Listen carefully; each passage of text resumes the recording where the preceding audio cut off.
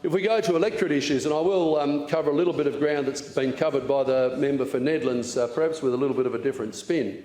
But if we look at the urban infill issue, about half of the City of Nedlands is in my electorate of Cottesloe, with Swanbourne, Claremont and other parts of that area. Now, I've expressed my concern about the way this government's approached urban infill before, and all I can say is that those concerns have simply been amplified by Minister Saffioti's horrendous decisions that were rolled out in relation to the LPS 3 scheme that were forced on to the City of Nedlands. In fact, I can tell you, the decision is so bad, I think it can only be characterised as class warfare against the City of Nedlands, because there's no other way of looking at it. And I'll go through and tell you why I say that. If we look at the Perth and Peel 3.5 million targets, that required another 4,400 dwellings in the City of Nedlands. Now, that was a 53% increase in the number of dwellings in the City of Nedlands, and I think most fair-minded members here would say, yep, that's a pretty good target, that's something, and the City of Nedlands accepted that and said that they could achieve it. I won't go through the history, and the member for Nedlands has gone through a little bit of history on this, but what we see is the Minister Saffioti coming back after some toing and froing, saying that, in fact, the new target was 7,517 new residences, and forcing, as the member for Nedlands pointed out, with the crayon, forcing zoning in particular areas with no regard whatsoever for the capacity of those areas to cope. That's a 90% increase, members. That's a 90% increase in the density of residents in the City of Nedlands. Now, the member for Bassendean, the Minister for Water, I know that you wouldn't accept that in your electorate. In fact, I know in those eastern suburbs there's enormous consternation about the infill, and the government's made moves to try and, in fact, stop it in certain areas there. But here we have in the City of Nedlands. Why? Because this government hates the Western Suburbs. They hate it, and this minister thinks it's perfectly fine to go and destroy a suburban area. And again, we're not just talking about numbers. We're not just talking about houses or buildings. We're talking about people, families that live in their homes, that are going to have 7-storey apartments on their blocks.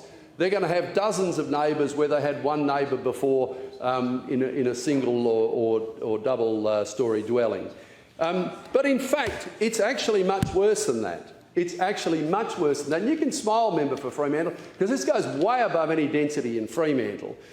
That figure of 7,517 new residences was based on an estimated 30% take-up. So the WAP says, well, I think we'll get 30% take-up.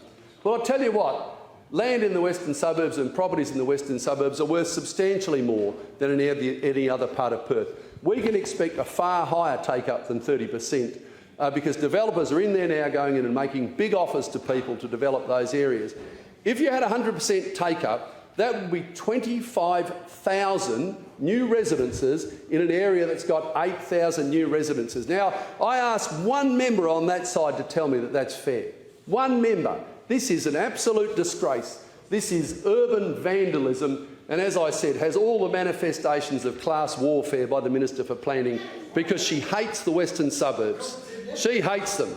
As I said, it's not urban planning, it's urban vandalism. I challenge any of you to tell me that is a reasonable outcome. Now, I haven't spoken with a single individual or group in the City of Nedlands that opposes a reasonable amount of infill, but this is utterly egregious. We have, at this very moment, there are developers approaching people, offering them elevated prices, and I can tell you the residences adjacent to those properties have had their prices drop 25% or more. Is the government going to compensate those members? Is it going to go and help out? No. So this is a disgrace, and we've seen this across Perth. We've seen it in South Perth. Look, I don't have time to go through. We've seen the Minister for Water with his various decisions, massive price increases, belting the farmers with the standpipe price increases, and the attempt to increase licences. This government wanted to put its stamp on the economy, and in fact I think the government has put its stamp on the economy, and that stamp, members, reads failed.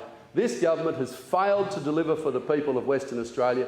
You've failed to deliver major projects that are going to put this state ahead.